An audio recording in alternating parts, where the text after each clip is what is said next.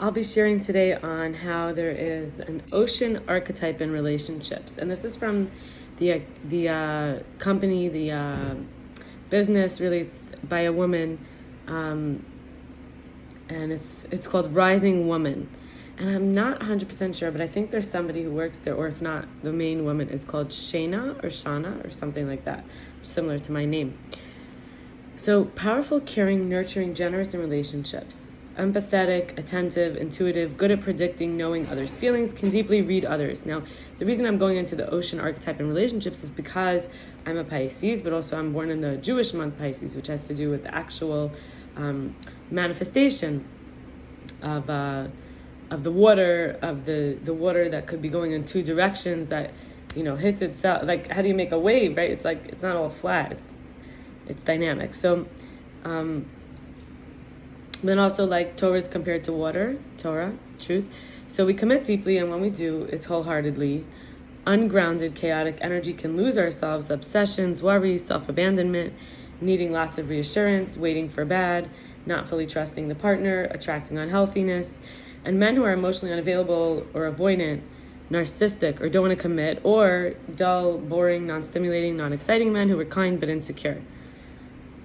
And I want to pause here and say the reason I'm sharing this is also because it was so valuable for me to understand the fish-like nature of not wanting to get hooked by a false bait, but also not being able to be pinned down, like always swimming away.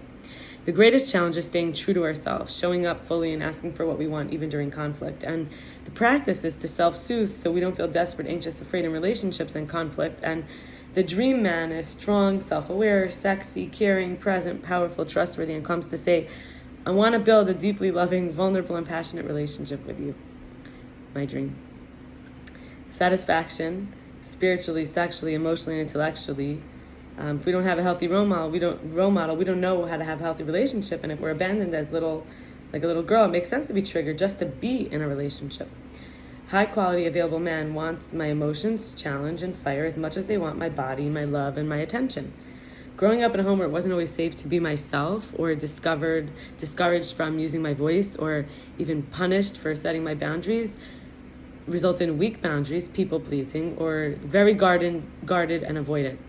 Men are constantly giving green lights or red flags, and we can cultivate a clear, open channel to our yes and our no that isn't clouded by fear, and we can feel safe, warm, nurturing, attraction when we first meet, and that is healthy.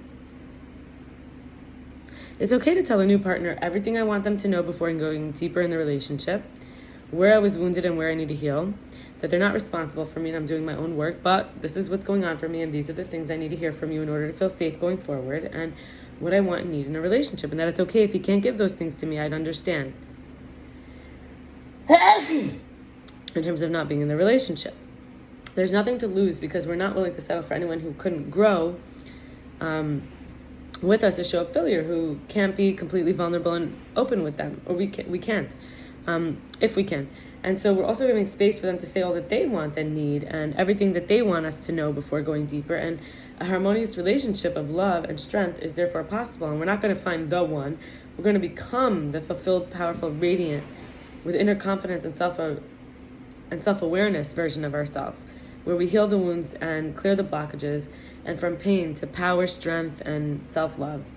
Energy becomes magnetic, inspiring, potent to the kind of men that we want to be with, captivating by knowing ourselves on a soul level.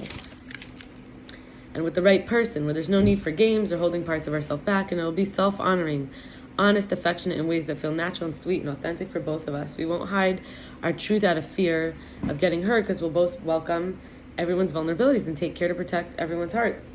The juiciest, most fulfilling love and connection is therefore possible, where everything is leading up to the present moment can hold meaning for us, and that miracles happen, overnight changes can occur, and that when we look for someone to fulfill us versus creating a relationship from wholeness or having a checklist of things that isn't really unique, appropriate, or good for us, it's self-sabotage.